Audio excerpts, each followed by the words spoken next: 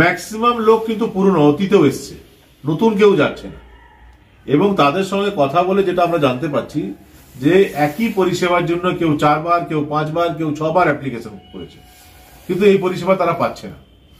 তো আলটিমেটলি এই সরকার যদি মানুষকে পরিষেবা নাই বা দেবে, তাহলে দুয়ারে সরকার নাম করে বারবার এত গরিব মানুষ সকাল থেকে বিকাল অবধি ক্যাম্পে বসে থাকবে কেন?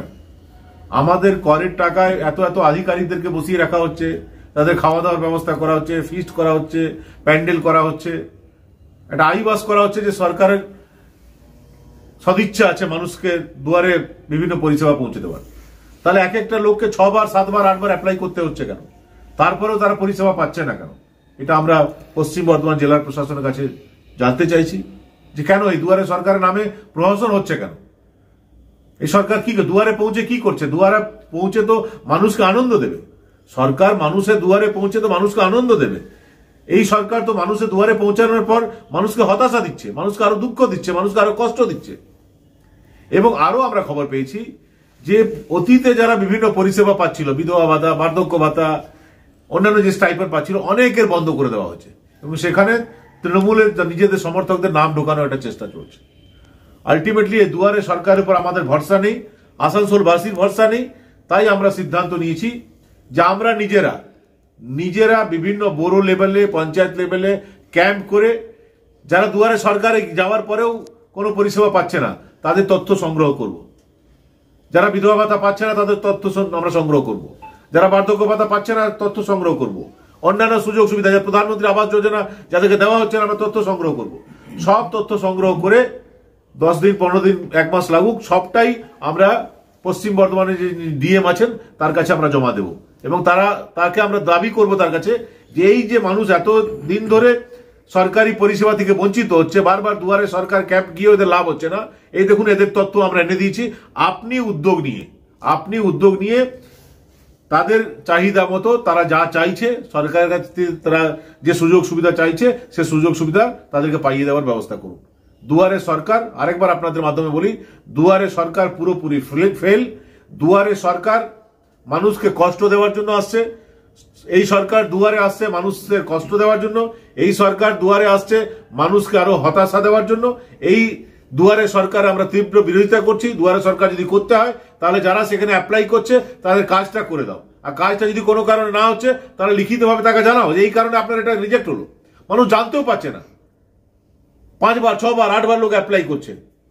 এই সিস্টেম অনেকদিন চলতে পারে, এটা মেনে নেওয়া যায় না। তাই আমরা আগামী দিনে আপনাদের মাধ্যমে বলছি, বিভিন্ন অঞ্চলে বড় লেভেলে হোক, বিভিন্ন বস্তিতে গিয়ে হোক, গরিব এলাকায় গিয়ে হোক, তাদের তথ্য সংগ্রহ করে আমরা ক্যাম্প বসিয়ে তাদের তথ্য সংগ্রহ করে সমস্ত তথ্য নিয়ে আমরা 2000, 4000, 5000, 10,000 যা তথ্য হবে সব নিয়ে আগামী দিনে ডিএম অফিসে গিয়ে ডিএম এর কাছে আমরা সেটা জমা দেব এবং ডিএম কে বাধ্য করব মানুষ যে পরিষেবা চাইছে, যদি সে সরকারি নিয়মে সে পরিষেবা পাওয়ার যোগ্য থাকে তাহলে সে পরিষেবা থেকে মানুষ যেন বঞ্চিত না হয়। এটাই আপনাদের সঙ্গে শেয়ার করার জন্য আমরা 10 জানুয়ারি পর থেকে স্টার্ট করবো। 10 জানুয়ারি পর থেকে স্টার্ট করবো। আপনাকে দেখিয়ে দেবো এই দুয়ারে সরকার যেখানে চলছে, আমরাও বিভিন্ন লোকের কাছে খোঁজ খবর নিচ্ছি। 100টা লোকের ভিডিও দেখিয়ে দেবো যারা বলবে যে 6 বার 8 বার 10 বার আমরা দুয়ারে সরকারের ক্যাম্পে গেছি, আমাদের পরিষেবা পাচ্ছি না। ডিএম সাহেব শুধু বলে দিলে তো হবে না, তাহলে এত তো মানুষকে মিথ্যা কথা বলছে, গরিব মানুষ মিথ্যা কথা বলছে। এইসব আইবাস না করে ডিএম সাহেবের উচিত বিভিন্ন দুয়ারে সরকারের ক্যাম্পে ওনারা ভিজিট করুন, উনি আধিকারিকদেরকে পাঠান, ফিডব্যাক নিন, যে যারা লাইনে আছে তাদেরকে জিজ্ঞেস করুন যে এর আগে কতবার আপনি এসেছেন। দেখবেন একজন বলবে আমি 5 বার এসেছি, কেউ বলবে আমি 6 বার এসেছি, কেউ বলবে 10 বার এসেছি, আজ পর্যন্ত কিছু পেলাম না। যদি মানুষ দুয়ারে সরকারে যদি মানুষ পরিষেবা পেত তাহলে একটা লোক 2 বার আসবে কেন? 5 বার 6 বার আসছে তার মানেই তো হলো যে সে পরিষেবা পাচ্ছে না, বঞ্চিত হচ্ছে। বারবার এই ভরসায় আসছে যে হয়তো আমাকে পরিষেবা দেওয়া হবে, চলো আরেকবার ফর্ম ফিল আপ করি। যখন নির্বাচন আসছে তারপর 1 বার 2 বার খালি ফর্ম ফিল আপ করে ছেড়ে দিচ্ছে। যে কোনো নির্বাচনে আবার লোকসভা ভোট আসতে চললো, তার আগে ফর্ম ফিল আপ শুরু হয়ে গেল, কাউকে কোনো পরিষেবা দেওয়া হচ্ছে না। এইভাবে মানুষকে তো হ্যারেস করা কোনো মানে হয় না। আমরা ডিএম এর কাছে দাবি করব যে দুয়ারে সরকারে যারা আছে তাদের গিয়ে খোঁজ খবর নিন। আমাদের কাছে অন্তত 100টা ভিডিও আছে যে বিভিন্ন লোকরা বলছে আমরা অনেকবার অ্যাপ্লাই করেছি, আমাদের সুযোগ সুবিধা পাচ্ছি না, আরেকবার এসেছি। 1 লক্ষর বেশি মানুষ গেছে। প্রথমবার হলে তো এত মানুষ যেত না, এটা তো 2 বছর 3 বছর ধরে চলছে। 8 নম্বর তো 8 নম্বরে কেন গেল? কেন 7 বার অ্যাপ্লাই করেও তাদের মধ্যে দেখবেন যারা 1 লক্ষ লোক গেছে তাদের মধ্যে আমি দায়িত্ব নিয়ে বলছি 80,000 এমন লোক গেছে যারা 7 বার দুয়ারে সরকারে গিয়েও তাদের লাভ হয়নি, সেই জন্য তারা 8ম বার যেতে বাধ্য হয়েছে। তো যদি তাদের কোনো টেকনিক্যাল ফল্ট আছে, যদি কোনো কাজ হবে না, সেটা পরিষ্কার জানিয়ে দাও, ইন রাইটিং জানিয়ে দাও যে এই কারণে আপনার এই কাজটা হবে না।